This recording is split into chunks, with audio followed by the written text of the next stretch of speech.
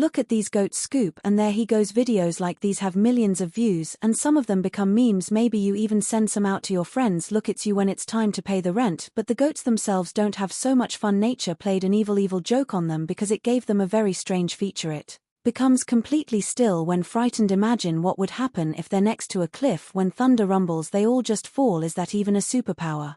The goats didn't choose it, just like ants didn't choose blindness. In order not to lose their way, they secrete special pheromones and follow each other. But sometimes an unexpected failure occurs in the ants' algorithm, and the insects begin to walk in circles. More and more ants join the others. Looks like a mosh pit, only without the music. Only ants keep running until they fall dead. The circle rotates until the participants are completely exhausted, and only then the ants can continue on their way, leaving behind hordes of dead. It can last for hours or even days until someone suddenly comes to their senses and takes away the surviving brothers. William Beebe first described this strange phenomenon in the 1920s. He found an ant mill with a circle of about 370 meters. For comparison, the famous Devil's Tower is about 100 meters lower. Can you imagine the size? Not only ants have such problems, for example, fish form such circles too, but tangled rats look much worse. Look at this photo. It looks like some sort of modern art or props for a horror movie, but no, these are real rats that have become tangled by their tails and starved to death. A horrible and ridiculous death. This phenomenon was first discovered in 1564 and named rat king. Yeah, the one from the Nutcracker. According to the hypothesis, rats gather in the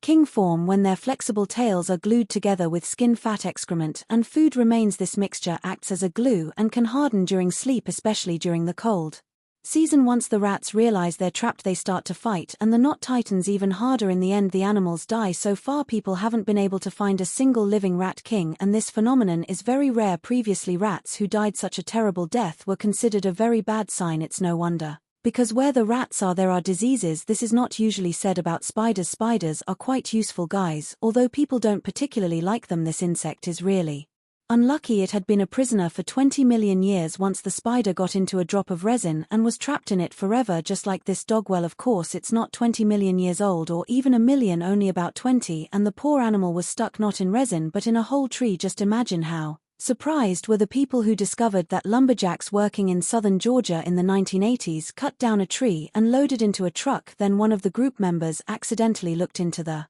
hollow trunk from the inside. Perfectly mummified dog remains were looking at him. Its teeth were still bad. The experts who examined the remains concluded that the dog most likely chased a squirrel in the 1960s and got stuck in the trunk of a tree. The animal climbed too high, couldn't turn around, and died. But instead of becoming food for other forest dwellers, the dog turned into a mummy. The wood of the chestnut tree in which it got stuck prevented decay. The dry environment inside the trunk protected from the elements and sucked moisture out of the body, and this is a unique case. Usually any dead body becomes the victim of insects, especially in the forest. Scientists even use their greediness to clean the skeletons. Some beetles can even eat out a body of a deer. Poor guy, it's not only stuck in a fissure but it also became food. Let's not deny though the obvious fact, the beetles did a great job. Look at that, the bones are perfectly clean. However, a deer may well be given a second life.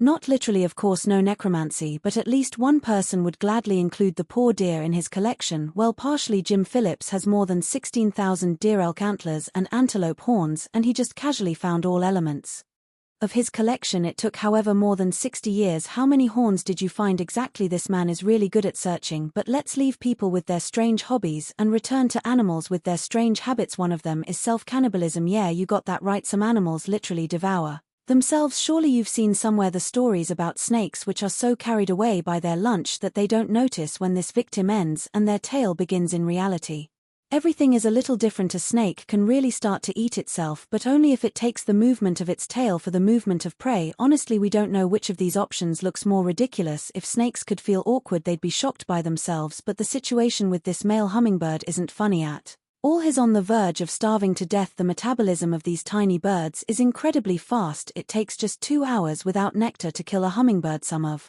them have to collect food from 2,000 flowers every day just to survive. Now the life of a bird doesn't seem so free, right? And metabolism is not the only problem. The most ordinary rain can turn into bombing for the hummingbird. It's impossible not only to eat but even to fly under such conditions, and precious time is spent. But let's imagine that the hummingbird male is all right. We can't say the same about this moose because it's become a zombie, not like in a movie. Of course it doesn't wander around the forest looking for brains of other moose, but its own brains are very bad. Brainworm, this classic brainworm symptom right there. Such parasites are carried by white-tailed deer and they don't suffer much from this fat, but as soon as the brainworm is in the moose's body it rushes right to the brain. The worm tunnels directly into the head of the unfortunate animal, causing a lot of neurological damage. In fact, the moose becomes a walking zombie just by catching the parasite, and then it dies. Terrible death for any living creature. Of course, all these features of animals, their weak and strong points, don't appear by accident. It's worth saying thank you to evolution, or on the contrary shout something foul at it. And although usually changes take place over thousands or millions of years, sometimes evolution